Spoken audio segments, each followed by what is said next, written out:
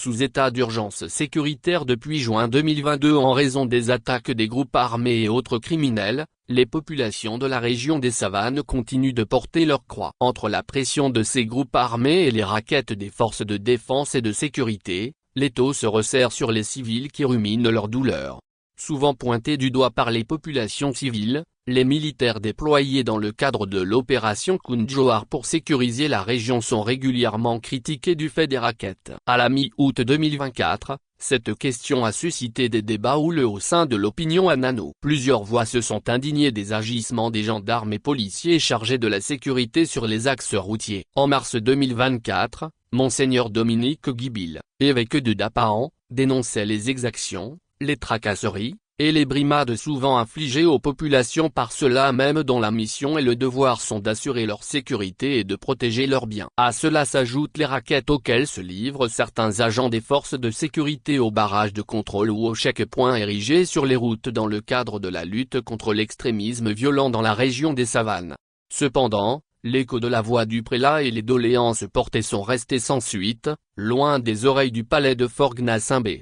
Cette semaine, c'est un paysan qui se lamente: j'allais chez le chef canton pour une réunion. Comme ce n'était pas loin, je n'avais pas les papiers de ma moto sur moi. À peine à 500 mètres de mon domicile, les militaires et policiers m'ont arrêté. Ils ont pris ma moto. Je suis retourné chercher le casque et les papiers, mais ils ont exigé que je paie 5000 francs CFA. Je suis parti chercher l'argent. À mon retour, ils avaient déjà emporté la moto. C'est après des supplications que j'ai pu la récupérer en versant 5000 francs, sans obtenir le moindre reçu. Le témoignage est d'un homme d'une quarantaine d'années, dont le visage traduit la profondeur de sa douleur. Selon plusieurs sources, ce genre de plainte est légion dans la région. Un frein à la collaboration. La lutte contre le terrorisme nécessite une collaboration parfaite entre les populations civiles et les forces de défense et de sécurité. Mais dans un pays comme le Togo, où les relations entre les deux entités sont marquées par des précédents douloureux, cette collaboration s'annonce difficile.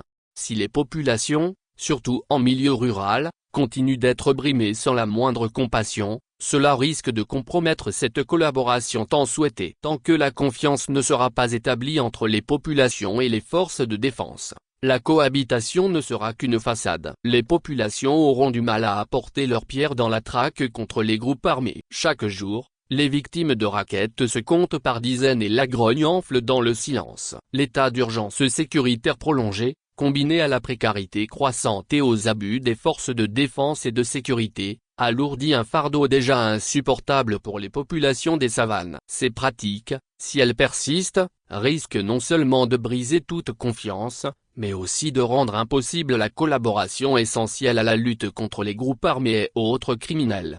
Pour desserrer cet étau qui étrangle les populations, il est urgent que les autorités prennent des mesures pour mettre fin aux abus et restaurer la confiance dans cette région meurtrie.